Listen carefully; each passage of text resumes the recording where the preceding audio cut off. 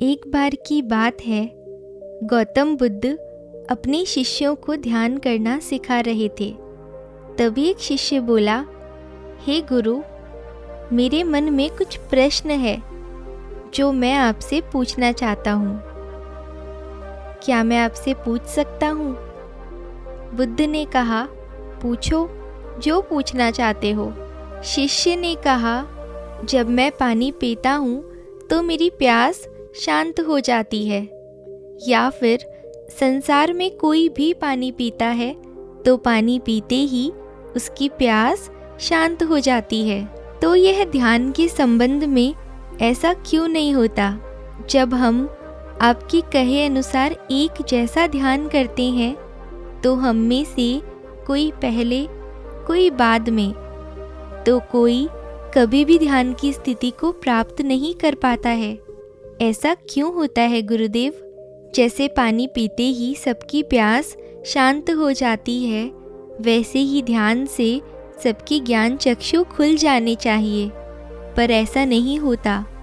तब गौतम बुद्ध ने कहा, कल किसी ने हमें भोजन पर आमंत्रित किया है, कल तुम मेरे साथ चलना, मैं तुम्हें तुम्हारे प्रश्नों के उत्तर वहीं दूंगा। अगले दिन गौतम बुद्ध और वो शिष्य भोजन करने के लिए एक धनी व्यक्ति के घर पहुंचे। आधे घंटे के बाद उस व्यक्ति की पत्नी ने उन्हें भोजन पर बुलाया और दोनों भोजन करने के लिए बैठ गए, और उन्हीं के साथ उस स्त्री का पति भी भोजन करने बैठा हुआ था। थोड़ी ही देर में उसने अपने सभी नौकरों पर चिल्लाकर कहा, ये क्या बेकार सा भोजन बना रखा है, इसमें तो कोई स्वाद ही नहीं है। वो भोजन की थाली फेंक के नौकरों से कहता है कि जाओ और दोबारा मेरे लिए अच्छा भोजन बना कर लाओ। धनी व्यक्ति की पत्नी ने गौतम बुद्ध से क्षमा मांगी और उन्हें भोजन परोसने लगी। इन दोनों ने भोजन किया। गौतम बुद्ध ने अपनी थाली में 2 रोटी छोड़ दी और फिर गौतम बुद्ध स्त्री से कहने लगे कि बेटी, क्या तुम मुझे 2 रोटी बांध कर दे सकती हो?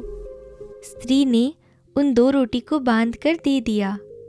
उसके बाद दोनों वहां से निकल गए। रास्ते में गौतम बुद्ध ने शिष्य से पूछा कि भोजन तुम्हें कैसा लगा? शिष्य ने कहा, भोजन तो बहुत ही स्वादिष्ट था, मुझे बहुत पसंद आया, मुझे भोजन करके बहुत ही अच्छा लगा। तब गौतम बुद्ध ने कहा, इससे अधिक तुम्हें और कुछ नहीं लगा? तब शिष्य ने गौतम बुद्ध से कहा, इससे अच्छा वहाँ और क्या लग रहा था गुरुदेव? मेरी भूख मिट गई और मेरा पेट भर गया, इससे ज़्यादा और मैं क्या देख सकता हूँ? तब गौतम बुद्ध ने कहा कि भोजन तो अच्छा था, फिर उस स्त्री के पति को भोजन पसंद क्यों नहीं आया? जबकि भोजन तो एक ही था, फिर उसे क्यों पसंद नहीं आया और तुम्हें क्यों बहुत पसंद आया?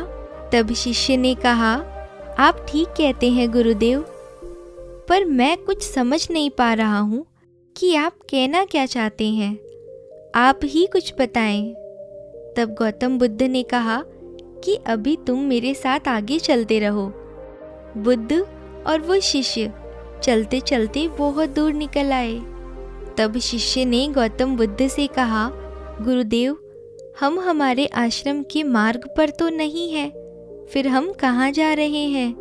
तब बुद्ध ने कहा, तुम बस मेरे साथ चलते रहो।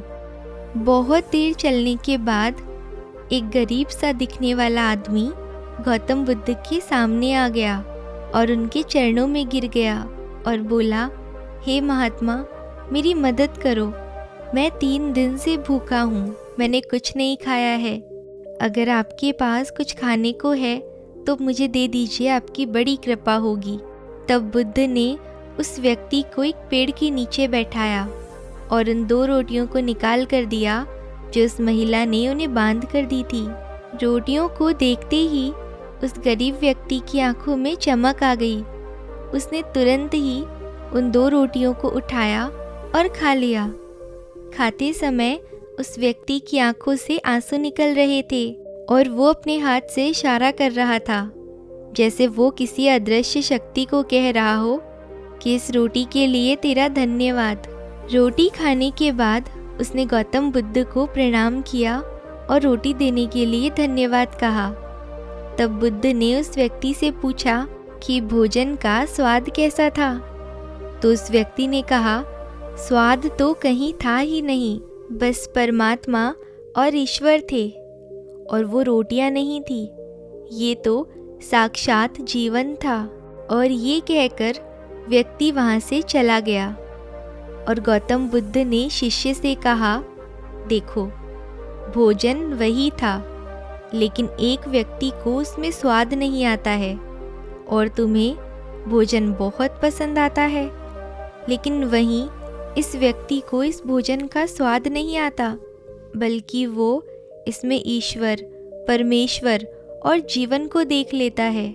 इससे पता चलता है कि हर व्यक्ति और उसके अंदर भोजन की तृप्ति में भी अंतर है। पहले व्यक्ति को इसमें कोई तृप्ति नहीं होती, तुम्हें थोड़ी तृप्ति होती है, और इस व्यक्ति को आनंद की प्राप्ति होती है। ऐसा ही ध्यान के संबंध में होता है, जिसके जितने ज़्यादा प्रयास होते हैं वो उतनी ही जल्दी मार्ग बना लेता है। गौतम बुद्ध की बात को सुनकर अब उस शिष्य की जिज्ञासा का समाधान हो गया था, उसके सभी प्रश्नों का उत्तर मिल गया था। लेकिन शायद हमें हमारे प्रश्नों का उत्तर नहीं मिला। प्रश्न था, मन क्यों नहीं लगता? दोस्तों, जो लग जाए वो मन नहीं। हमने इस कहानी से सीखा कि जब हमारे पास कोई चीज़ अधिक होती है तब मन उससे भागने लगता है। जैसे उस धनी व्यक्ति का मन भोजन से भाग रहा था, जो उसके लिए आम बात थी। लेकिन जब कोई चीज़ हमारे पास सीमित मात्रा में होती है और हमें मिल जाती है, तब हमारा मन उससे जुड़ा भी रहता है और हम उस चीज़ को थोड़ी बहुत अहमियत भी देते हैं। जैसे उस शिष्य का मन जो उस भोजन से थोड़ा बहुत जुड़ा हुआ था, तो उसने उस भोजन के स्वाद को भी जाना। लेकिन जब कोई चीज़ हमें चाहिए होती है और वो हमारे पास नहीं होती, तो हमारा मन उस चीज़ के लिए बहुत ललायित रहता है और वह हर हाल में उसे पा लेना चाहता है। लेकिन जब कोई चीज़ प्राणों से जुड़ी हो, जैसे कि वो 2 रोटियां, और जब बात प्राणों पर आ जाए तो मन गायब हो जाता है, तब आप स्वाद नहीं देखते, भोजन का प्रकार नहीं देखते, तब आपको सिर्फ भोजन चाहिए होता है और तब आप एकाग्र हो जाते हैं। ठीक उसी प्रकार ध्यान के संबंध में होता है। जब किसी व्यक्ति को ध्यान की अधिक आवश्यकता होती है, जिसका मस्तिष्क बिल्कुल शांत होता है और उसके मस्तिष्क में फालतू के विचार बिल्कुल भी नहीं होते हैं, तो वो व्यक्ति ध्यान की स्थिति को जल्दी प्राप्त कर लेता है। और जिसके मस्तिष्क में फालतू के विचारों का ढेर लगा होता है, वो कभी भी ध्यान की स्थिति को प्राप्त नहीं कर पाता। तो दोस्तों, आपने इस कहानी से क्या सीखा, हमें कमेंट बॉक्स में ज़रूर बताना। अगर कहानी अच्छी लगी तो वीडियो को एक लाइक ज़रूर कर देना। आपका बहुमूल्य समय देने के लिए बहुत बहुत धन्यवाद।